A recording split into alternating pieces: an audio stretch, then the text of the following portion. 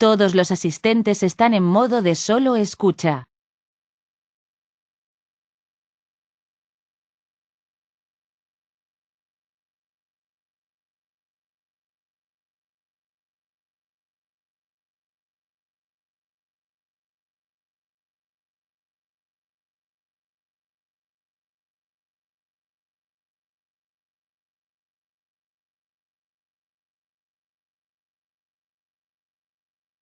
Hola, hola.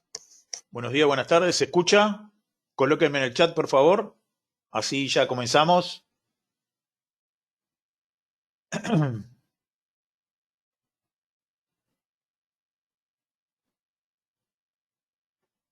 Hola, hola.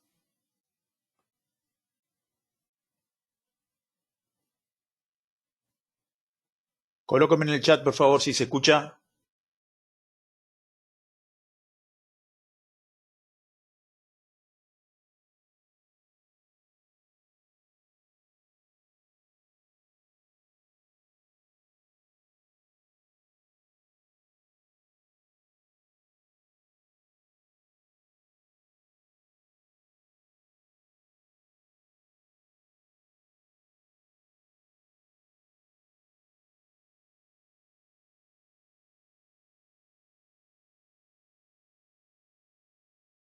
Hola, hola.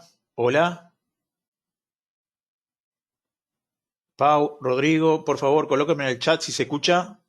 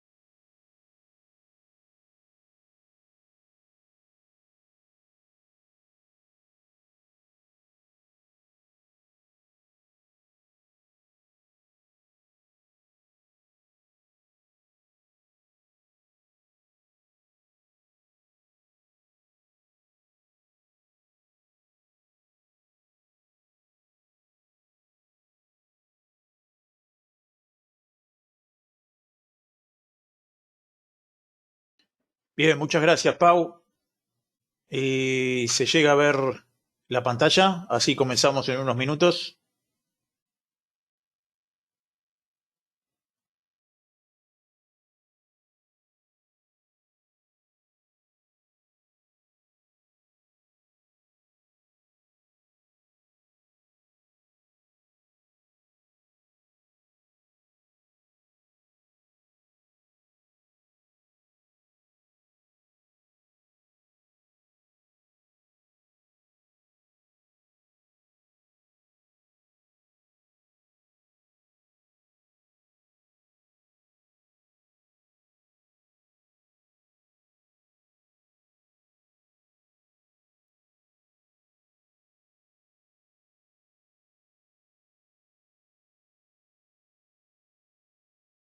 Bien, muchas gracias. Buenos días, buenas tardes a todos. Un gusto de nuevo estar junto a ustedes con otro tema apasionante de actualidad como es la inflación. Así que vamos a empezar con el tema, con el webinario de hoy, situación del dólar con inflación. Este webinario es presentado por Invest Markets junto a Investing y vamos a ver la advertencia en unos segundos. Vamos a leerla y comenzamos.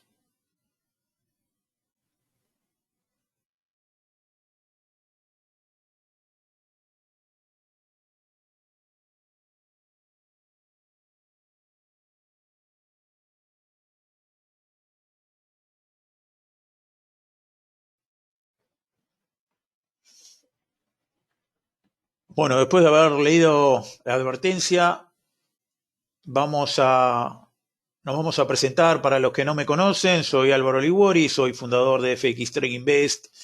Soy analista bursátil e inversor, también independiente en el mercado de valores. También soy coach en temas financieros personales, en Forex y temas bursátiles en general. Y trabajo para varios portales financieros, como me ven en las redes, y también poseo más de 10 años de experiencia. Tengo más de 500 webinarios dados y varios alumnos que ya han pasado por nuestras asesorías. Así que vamos a comenzar. Un saludo a todos. Vamos a comenzar con qué es la inflación. Definimos que la inflación es la variación sostenida de los precios de los bienes y servicios de un país en un periodo específico. Es decir, por lo general se toma un año como para tener una noción, también se toma mes a mes, pero es más fuerte la variación anual, ¿no? Y el aumento de los precios hace que el valor de la moneda disminuya y ya no es posible comprar la misma cantidad de bienes que en un periodo anterior, ¿no? Es decir, si, por ejemplo, en enero de este año compramos un computador por $100, a fin de año ese mismo computador nos costaría $150, es decir, con el mismo dinero podríamos comprar menos del bien en un periodo de tiempo. Si no entienden, me van preguntando por el chat, ¿ok?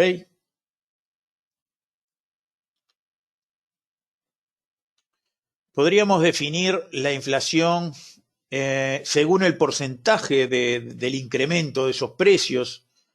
La gravedad de una crisis inflacionaria se puede medir por su porcentaje y en función de eso podemos encontrar inflaciones reptantes, que la inflación reptante es cuando la inflación va fluctuando en porcentajes que no están superando el 10%. Por lo general, esto ocurre en los países desarrollados o en vías de desarrollo que tienen inflaciones reptantes. Después tenemos la inflación moderada, que son variaciones de precios que superan el 10%, pero aún así se consideran como manejables. Podremos tener un ejemplo, en el 2019, Haití tuvo una inflación moderada del 17,3%.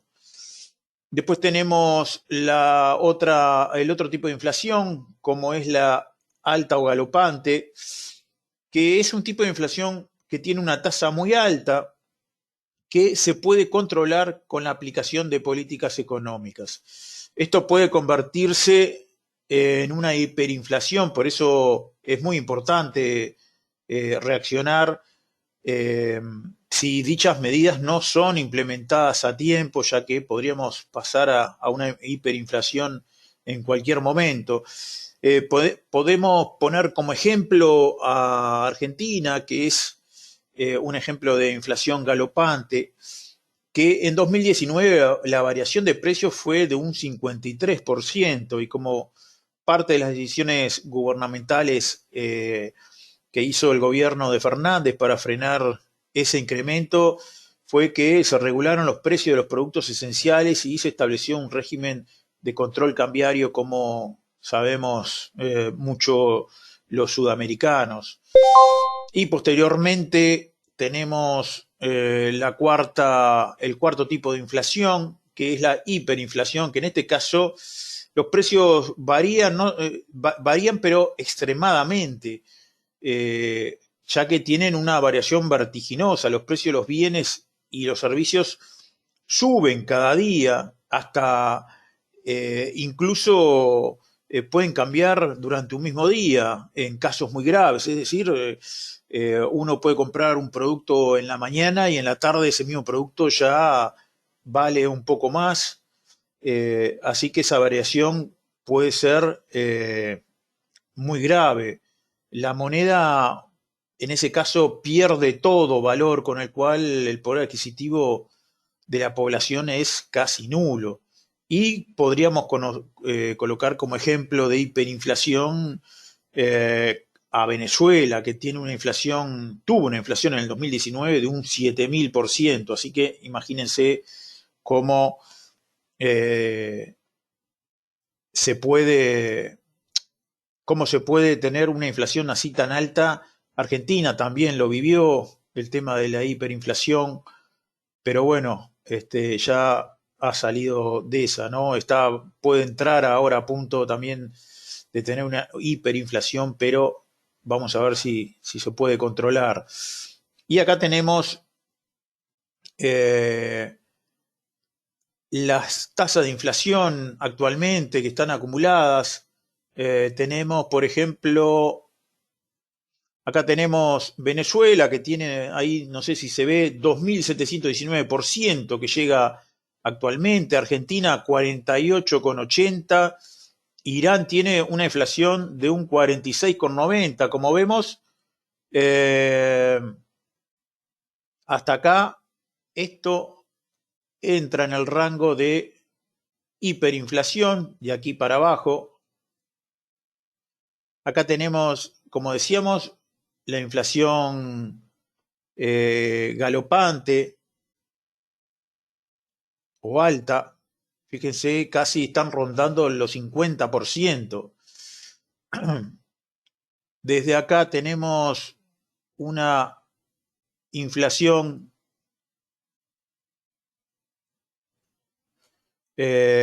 moderada. Vemos cómo está Pakistán, Turquía, Nigeria, que están casi rondando entre el 10 y el 20%. Fíjense, Pakistán recién salió de la inflación reptante. Y de aquí para atrás tenemos la inflación reptante, que nos encontramos con Brasil 8,06, India, Rusia 6%, México, Arabia Saudita 5,7, Bangladesh, Sudáfrica, y acá tenemos Estados Unidos. Estados Unidos un 5%, que es lo que estamos viendo hoy. Más atrás tenemos Egipto y Polonia con menos de un 5%. Y otra cosa que vamos a verlo también, pero a lo último, es que a mayor inflación, también mayor aumento de la tasa de interés. Fíjense la tasa de interés bancaria que tiene Venezuela, casi un 60%, Argentina un 38%, Irán 18%, Turquía un 19%. Fíjense cómo viene disminuyendo a medida que la inflación también disminuye, las tasas de interés también van a disminuir. ¿Se va entendiendo bien?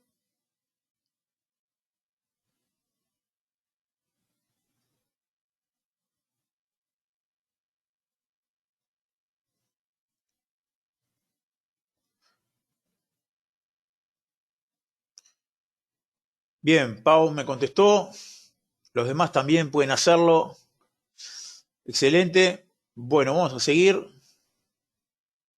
Después de haber visto todo esto, vamos a ver todo como un preámbulo hasta llegar a analizar lo que es el dólar actualmente, ¿no?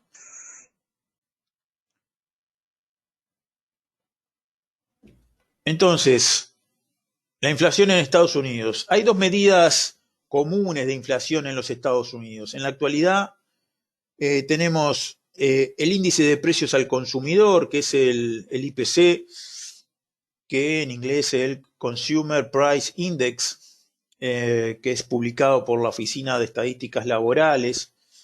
Y también tenemos el índice de precios de gasto de consumo, que es el Personal Consumption Expenditure Price Index, que también es publicado por la Oficina de Análisis Económicos. Lo que podemos decir es que el IPC probablemente recibe más prensa ya que se utiliza para ajustar los pagos de la seguridad social y también es la tasa de referencia para algunos contratos financieros, como por ejemplo los famosos TIPS, que son los valores del tesoro protegidos contra la inflación, y los swaps de inflación, que bueno, son otro tipo de temas que podemos abordar más adelante. La Reserva Federal, sin embargo, establece su objetivo de inflación en términos de el PCE, ¿no? El Personal Consumption Expenditures Price Index. Entonces acá tenemos el gasto de consumo en millones de dólares. El indicador de inflación importante de la Fed es el índice de gasto de consumo personal y se ha disparado más desde el año 1983. Hay generaciones enteras que nunca experimentaron este tipo de inflación, este tipo de destrucción del poder adquisitivo del dólar. Como vemos acá, fíjense, eh, este es el gasto, 12.982.000 dólares. El gasto en consumo, acá teníamos julio del 2018, 19, fíjense cómo iba en aumento, ¿no? Hasta enero del 2020 y acá tenemos el efecto COVID, donde el consumo bajó es que se ve claramente, el consumo baja a 13.118 millones de dólares y ya a mitad de año del 2020, fíjense la caída que tuvo el gasto en consumo, ¿no? 11.860 millones de dólares de caída fuerte. Desde acá es cuando comienzan, desde julio del 2020, mitad de año del año pasado, es que comienzan con las ayudas económicas, cuando se hizo cuarentena en Estados Unidos y el gobierno daba ayudas económicas, recibían todos los norteamericanos $2.000 por mes en cheques y fíjense ya cómo comienza después de mitad de año del 2020, el consumo sube a 12.924, ya casi terminando y comenzando ya el año 2021, trepa a 13.000 millones de dólares del gasto en consumo y el pico este que pega acá actualmente llega a 13.400 millones de dólares aproximadamente. Fíjense lo que es estos picos, la diferencia que existe, ¿no?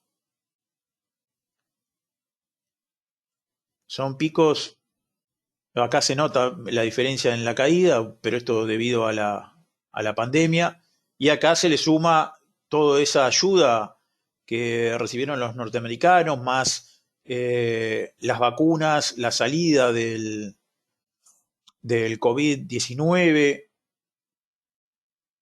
donde ya las expectativas de que la pandemia ya estaba por el final comenzaron, y fíjense lo que es la diferencia de esto, ¿no?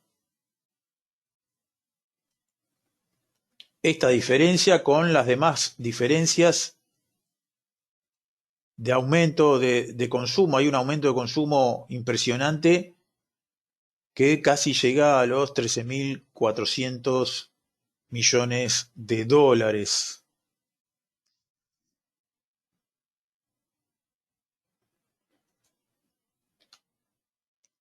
La medida de la inflación favorita de la Fed se disparó aún más en mayo a máximos de varias décadas. Según lo que dice la Fed, es que espera que esto sea temporal o transitorio, o lo que sea en el sentido de que el próximo mes y dentro de un año habrá un número diferente según la Fed, pero la pérdida de poder adquisitivo que tiene el consumidor del dólar, incluidos los dólares ganados con el trabajo, es permanente y eso no va a volver. Eh, Podemos decir que también, según la Oficina de Análisis Económico, informó que el índice de precio de gastos de consumo personal sin alimentos y energía, que es el PCE básico, subió un 0,2 en noviembre. Acá lo vemos como subió desde noviembre e hizo un piso, octubre, noviembre. Acá tenemos. Ahí, ese. Subió e hizo un piso para llegar a abril. Acá tenemos con un 0,8 y posteriormente en mayo un 0,6. Y ayer el dato de este indicador fue que subió a un 0,9. Fíjense, también podemos analizar eh, desde julio, de mitad de año, el índice de precios al consumidor, cómo empezó a bajar y a fines del año pasado empieza a hacer una especie de piso. Fíjense que entre noviembre, septiembre, octubre, noviembre y diciembre es que empieza a hacer todo ese piso y ya en enero de este año comienzan a subir los precios. El índice de precios al consumidor comienza a subir 0,3 en enero, 0,4 en febrero, 0,6 en marzo, 0,8 en abril. Fíjense cómo se empezó a despegar todo esto. Hizo un descanso en mayo, 0,6, y ya ese 0,9 de junio fue ya un detonante bastante, una alarma que creo que se debería de prender, ya que fíjense la variación que tuvo, ¿no? De un dígito, un dígito, un dígito, un dígito, dos dígitos, dos dígitos, dos dígitos, baja dos dígitos y acá sube tres dígitos. Es decir, viene el gasto de consumo, la liberación de las restricciones, como veíamos, también hicieron que todos esos dólares guardados fueran al consumo y tres dígitos subió de mayo a junio. Así que vamos a ver cómo se va a venir, pero acá se ve claramente, a grandes rasgos se ve esto, ¿no? Se ve todo esto, un aumento bastante alto de la inflación. Vamos a pasar a la otra diapo. Y acá tenemos la tasa de inflación subyacente, que los 3 meses de mayo, abril y marzo se combinan en un trimestre y se toma como tasa de inflación subyacente anualizada de un 6,4, lo que significa que si los aumentos de precios van a continuar durante 12 meses a este ritmo de estos últimos 3 meses, fíjense acá el ritmo que tiene estos 3 últimos meses, la tasa de inflación anual sería de un 6,4%, ahora lo vamos a ver bien. Esta fue la tasa de inflación anualizada de 3 meses más candentes desde agosto, desde 1983. Vamos a verlo, aquí está. Acá tenemos 1983. Esta es la tasa de inflación subyacente. Me pregunta Roxana qué es la tasa de inflación subyacente.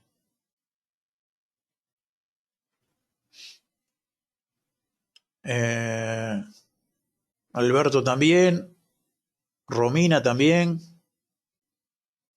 Juan también. Bueno, La inflación subyacente la pueden encontrar también como core inflation.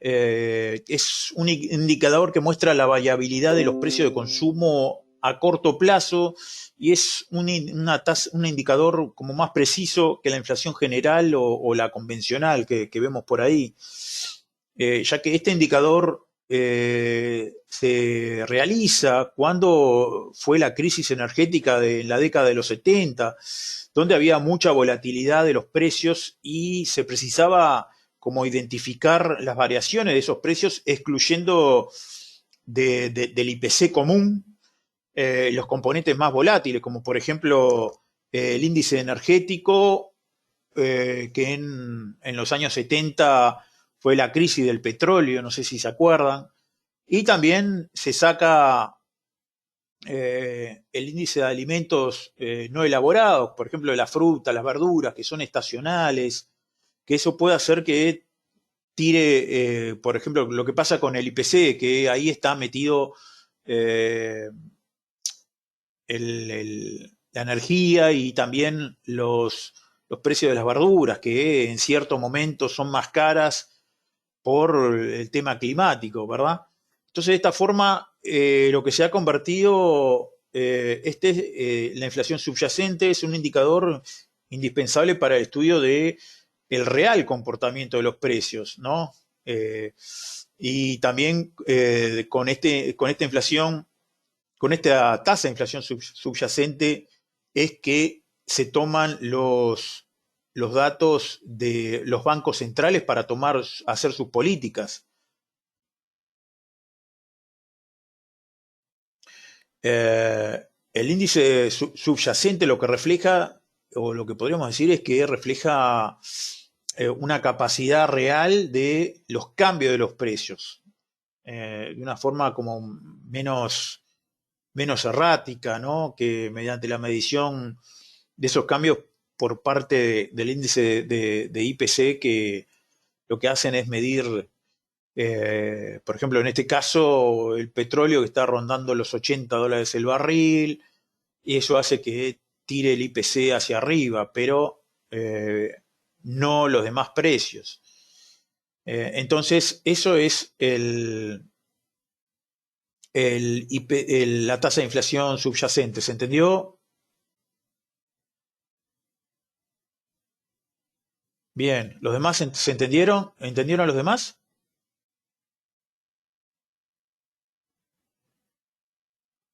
Bien, bárbaro. Bueno, así que decíamos que el índice de inflación subyacente es la medida que utiliza la Fed para el objetivo de medir la inflación, que actualmente lo que quiere la Fed es que eh, la inflación se mantenga dentro de un 2%, que oscile, ¿no?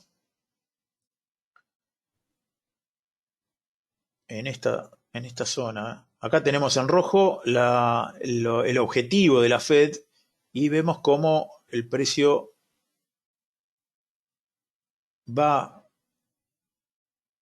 oscilando dentro de ese 2%, pero ahora estamos por arriba del 4%, 4,5%. Estamos hablando de niveles de... Ahí tenemos niveles aproximadamente del año 92. El año 92 veíamos cómo bajaba la inflación llegando a un 2% y ahí se mantenía aproximadamente dentro de ese rango, dentro de un 0,5, un 1% y un 3 aproximadamente. Desde ahí empezaba a oscilar el precio, perdón, la inflación subyacente, y ahora actualmente ya duplicó, ya que estamos cerca de un 4,5, lo que es el precio sin el índice energético ni los alimentos. Hay generaciones enteras de adultos hoy en día que nunca han experimentado una inflación como esta. Por ejemplo, los millennials que veían inflaciones de un 2% o menos, y ahora estamos viendo ya casi un 4,5. Ese objetivo de la Fed que estamos indicando con la rayita roja, eh, es un objetivo, podemos decir que es simétrico, que significa que la inflación, la Fed permite que la inflación supere el 2% durante un tiempo, posteriormente espera que baje por debajo del 2% por un tiempo también, y ahora tenemos una subida, un rebasamiento bastante masivo, que es lo que se está hablando de la preocupación en Estados Unidos. El índice de inflación del índice de precios al consumidor, como lo vemos acá, el IPC, hace 2 semanas subió un 5% en mayo en comparación con el año anterior, como lo vemos acá, hay más del 8% sobre la base anualizada de 3 meses, también se toma trimestralmente el IPC, y como vemos el poder adquisitivo del dólar consumidor, que es el corolario del IPC, ¿no? También se desplomó un 9,5% sobre una base anualizada trimestralmente, es decir, pierde un 9,5% el poder de compra. Y estos aumentos repentinos de inflación no se habían visto nunca. Acá, por ejemplo, vamos a... Esta es la tasa de inflación a largo plazo. Fíjense que llegó casi un 5 y pico por ciento ahora en junio. Lo que podríamos ver antes del 2018 era una inflación casi de un 3, oscilaba aproximadamente hasta un 3% y volvía. Ahí tenemos lo del 2018, 2019, y acá veíamos 2020, enero del 2020, febrero del 2020, fíjense, ahí comienza el efecto COVID, marzo del 2020, fíjense, la inflación estaba por debajo del 2%, enero, febrero, marzo, abril, enero, febrero, marzo, abril, mayo estaba por debajo del 1%, llegó en mayo casi a un 0 y pico, vamos a ponerle 0,5% aproximadamente, lo que era la inflación, es decir, el consumo era casi nulo, y vamos a borrar acá, y lo que teníamos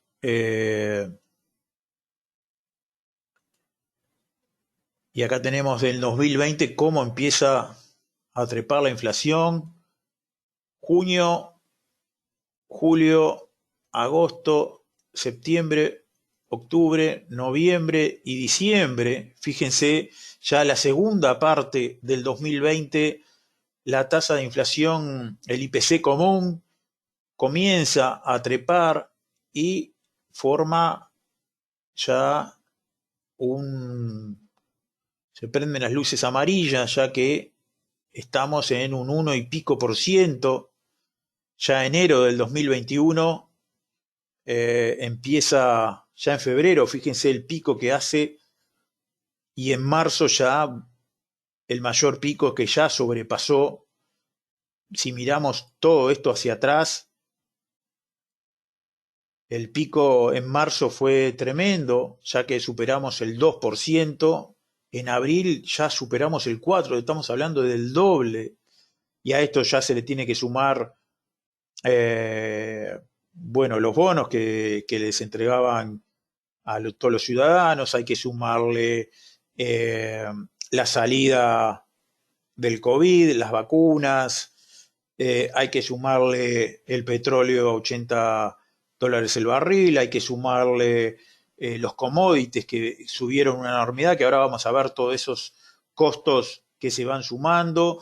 Y acá tenemos mayo y ahora terminamos ayer en junio. Ayer fueron datos que el IPC llegó a 5 y pico. Si miramos todo esto hacia atrás, es una enormidad, no se veía, fíjense, porque aparte podríamos verlo lo de abril, un 4%, ya mirando todo esto hacia atrás, era nunca visto.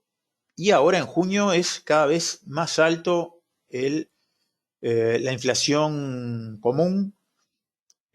Por eso es lo que causa un temor bastante, bastante alto de lo que puede pasar, ¿no?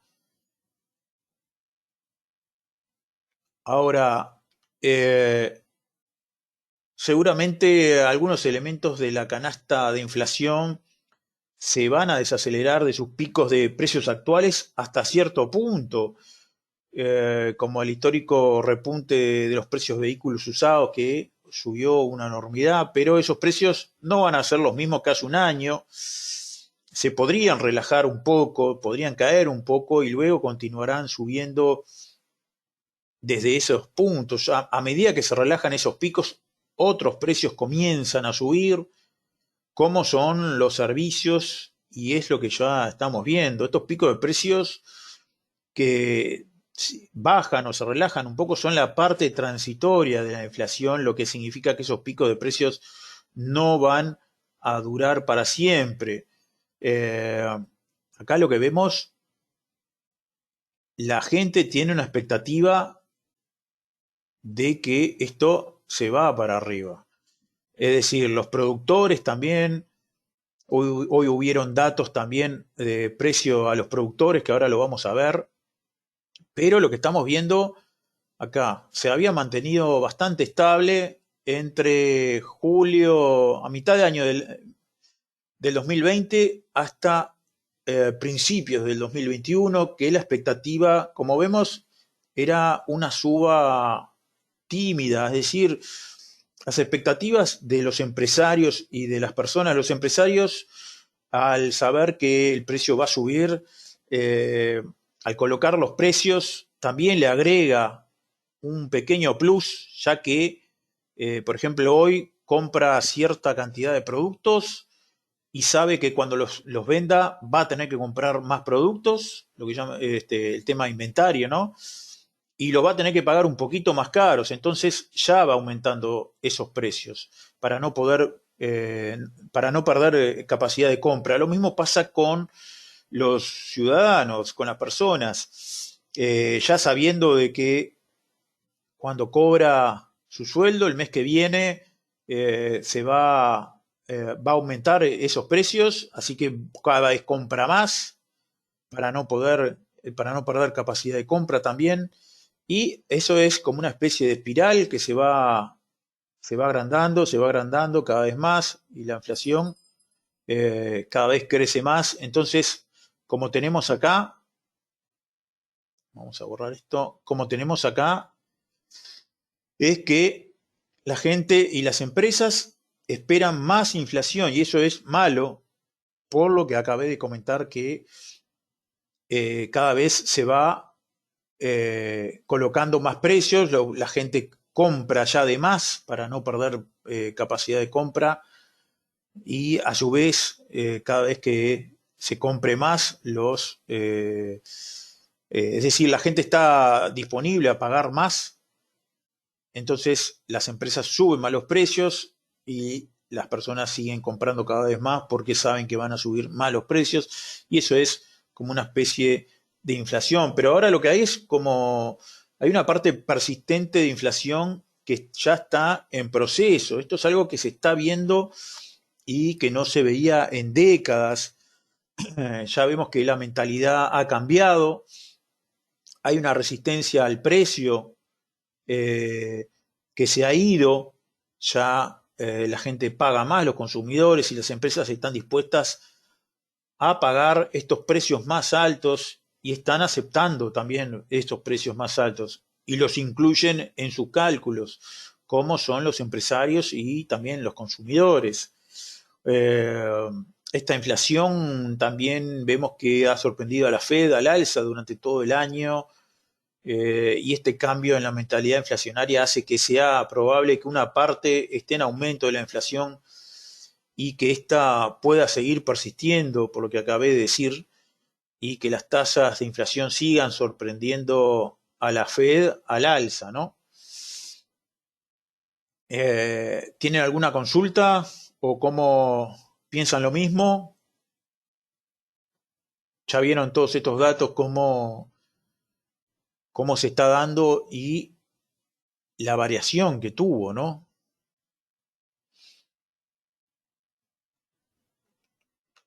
Y ahora vemos cómo se combate. Una de las formas es con las tasas de interés. Lo que hay que ver que la crisis del COVID-19 también ha provocado una consecuencia indirecta que pocos contaban hace un año, es decir, la vuelta de la temida inflación.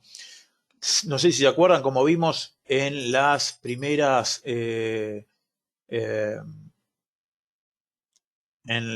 slides, donde veíamos que las tasas de inflación, mayor tasa, y veíamos esto, ¿no?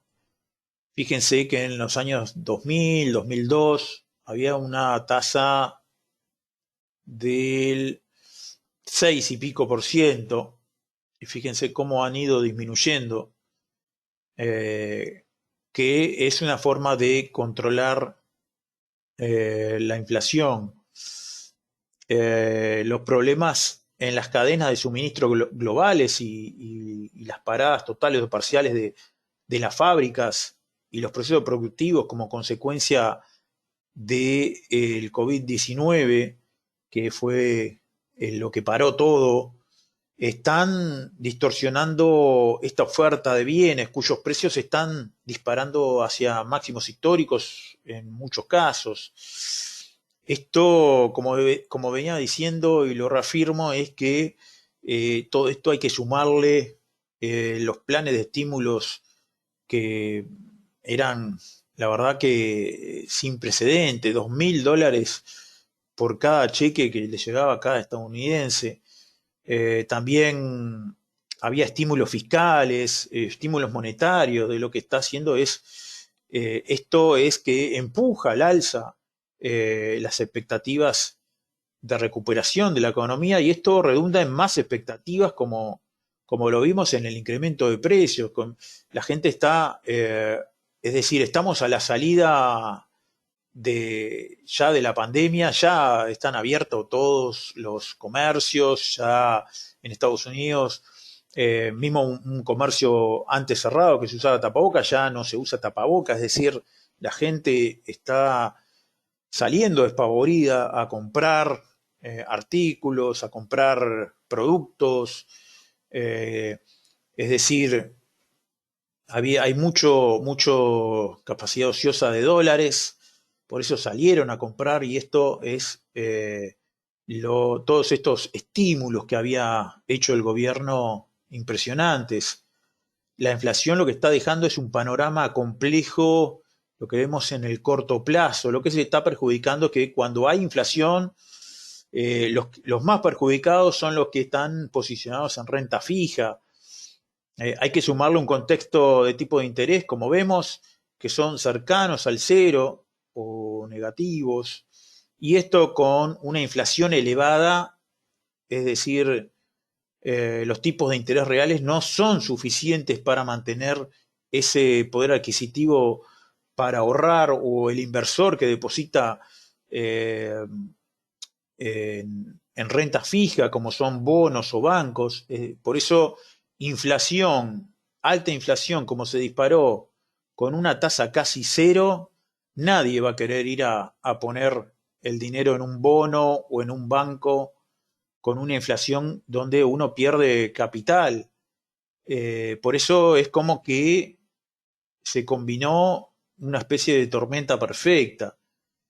Eh, por ejemplo, la situación es algo diferente para el que es un inversor moderado o arriesgado que invierte en renta variable, es decir, en acciones.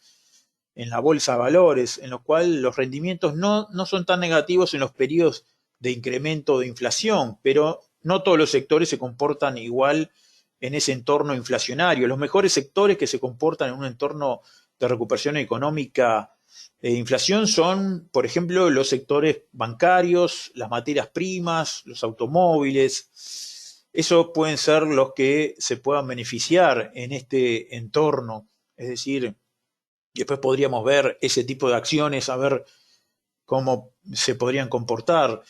Pero varios economistas saben que cuando hay inflación alta, hay tasas de interés altas, ¿no? Hay un nexo, como lo veíamos en la primera parte de lo que les explicaba. Se puede ver el caso de muchos países, ¿no? Y la conclusión es la misma. Eh, con inflación elevada tienen tasas de interés mucho más altas que las economías donde la inflación es reducida. Es decir, ahora, cuando hay mucho dinero en circulación, las personas lo que hacen es disponer de más dinero para adquirir más bienes, pero si este nivel es excesivo, la demanda de bienes es mayor que la capacidad productiva del país. Entonces, lo que pasa es que hay una escasez de bienes respecto a la demanda y como consecuencia esto redunda en un aumento de precios, lo que hace que se dé un fenómeno de inflación. Ahí es lo que interviene el tipo de cambio, subiendo, es una de las herramientas, ¿no? Que se sube la tasa de interés con la misión de lo que se llama sacar dinero de las calles, es decir, darle un incentivo a las personas que no siga consumiendo, sino que se la dedique al ahorro y se incentiva el ahorro y se desincentiva el consumo, porque al subir la tasa de interés, la renta fija se beneficia, la renta variable es la que se perjudica, ya que a menor riesgo las tasas de los bonos y notas del tesoro aumentan, ¿no? Entonces, el incremento de esas tasas de interés, que creo que en cualquier momento va a tener que ocurrir, va a incrementar el deseo de los inversores extranjeros por invertir en Estados Unidos. Entonces, como consecuencia de esto, hay un incremento, se precisan más dólares, es decir, un japonés que quiere comprar bonos porque están con buena tasa, va a cambiar yenes por dólares y esto va a haber un incremento de demanda por dólares para poder invertir con esas tasas de interés más altas, ¿no? Y todo así con otras monedas. También eso hace que el dinero en dólares aumente, se revalúe frente a otras monedas por su atracción y esto hace que el dólar empiece a subir y como consecuencia las demás monedas bajarán. Es decir, hay muchos inversores que están posicionados, por ejemplo, en Sudamérica con altas tasas, ya que son tasas relativamente moderadas, como habíamos visto, y al subir las tasas de interés Estados Unidos se irán de esas posiciones riesgosas y se posicionarán con tasas mejores pagas, no mejores pagas, sino con un riesgo menor a lo que están expuestos actualmente en las monedas, por ejemplo, latinas o bonos o activos que están pagando buenos dividendos. Es decir, va a haber lo que se llama el flight to quality, la ida hacia la calidad, es decir, hacia el riesgo. Vamos a ver ahora cómo,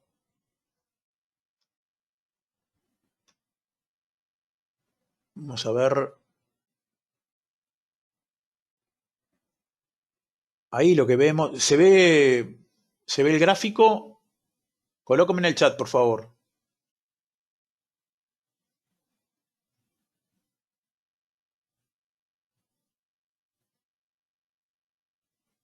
Hola, hola, ¿se ve bien el gráfico?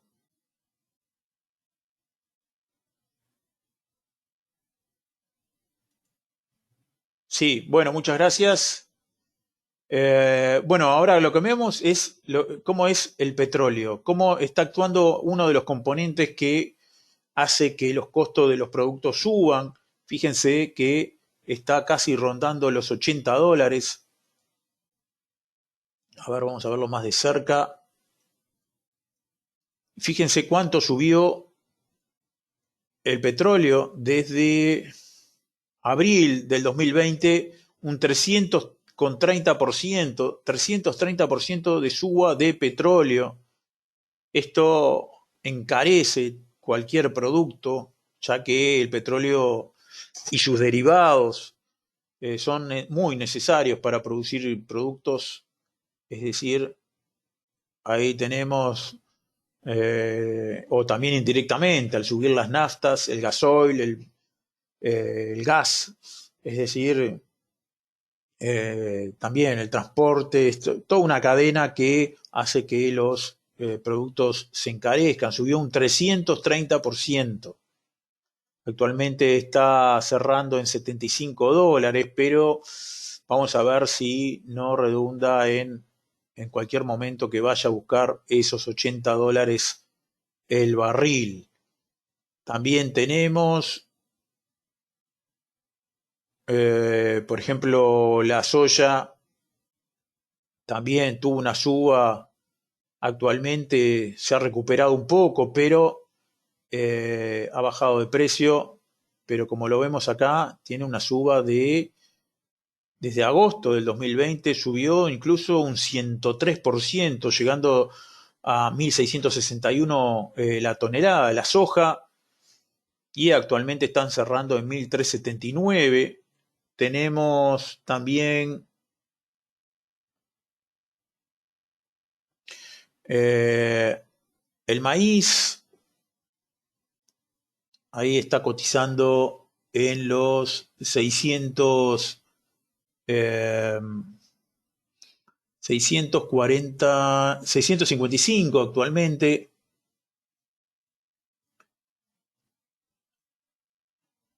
y tuvo actualmente una suba de un 36%. Y como vemos, son todos productos que encarecen eh, la, la comida. Ahí tenemos el trigo, acá tenemos el maíz que tuvo una suba. Junio del 2020 llegó a subir un 133%, actualmente tuvo una baja bastante fuerte hasta los 531 y ahora actualmente está en 567. Desde junio lleva una suba de 81% hasta la fecha. Es decir, como vemos, hay muchas cosas que ayudan a que haya inflación. Y vamos a terminar con en el dólar, cómo podría estar el dólar para el corto plazo, corto y mediano plazo, y acá lo tenemos como el dólar ha tenido desde mayo del 2020, tuvo una devaluación frente al euro, llegó hasta esta zona. Vamos a verlo en semanal. Ahí lo que teníamos, acá lo que tenemos en semanal es una zona entre 1.24 y 1.22. Tuvimos toda esa suba, actualmente viene ganando terreno, toda esa suba. Lo que tenemos es una zona de rango entre 1.22 y 1.16. Actualmente está en 1.1778. Hay que ver el tema de si se sube la tasa de interés o no. Esto va a redundar con una suba de tasas. Esto incluso podría tener una presión alcista, es decir, se va a revaluar frente al dólar, es decir, va a generar devaluación en las demás monedas y vamos a verlo más de cerca, ese rango que estamos hablando. Esto va a tener que seguir cayendo. Y atención, donde rompa el 1.17 actualmente, donde rompa el 1.17, 70 y pico, 71. Ahí tenemos una caída hasta los 1.1690, más o menos, donde va a haber 78 pips a la baja. Pero como vemos, esto viene revaluándose sin suba de tasas. Simplemente ya viene descontando la futura subida de tasas y vemos cómo actualmente se encuentra en este rango entre 1.1771 y 1.1853. Y hoy veíamos una subida.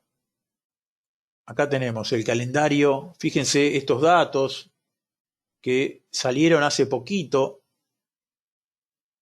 El índice de precios al productor, fíjense, el mensual, el mes anterior tenía un 0,7%, ya al productor le aumentó un 1%, cuando esperábamos un 0,5%. Es decir, ya con esto va a haber más inflación, ya que esto va a ser trasladado a precio.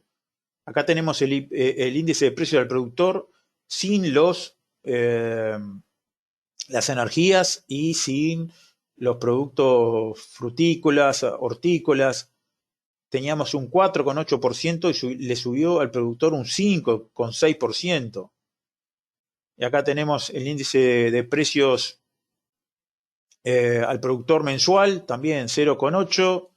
Acá está incluida la energía y los productos frutícolas, hortícolas. Le subió a un 1% y anualizado hasta junio, fíjense cómo sigue subiendo los precios al productor y esto va a ser trasladado a precio. Lo que estamos hablando del tema de inflación en espiral, cada vez el productor aumenta, el consumidor consume más y el productor vende más, entonces va a seguir aumentando más el precio. Es decir, esto es oferta y demanda y por lo que se viene va a haber un aumento supuesto del dólar y se está esperando para ver la tasa de interés.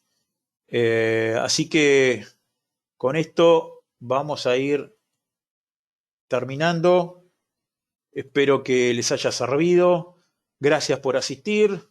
Los vamos a esperar en el próximo webinario, que vamos a tener más webinarios de Invest Markets. Así que fíjense en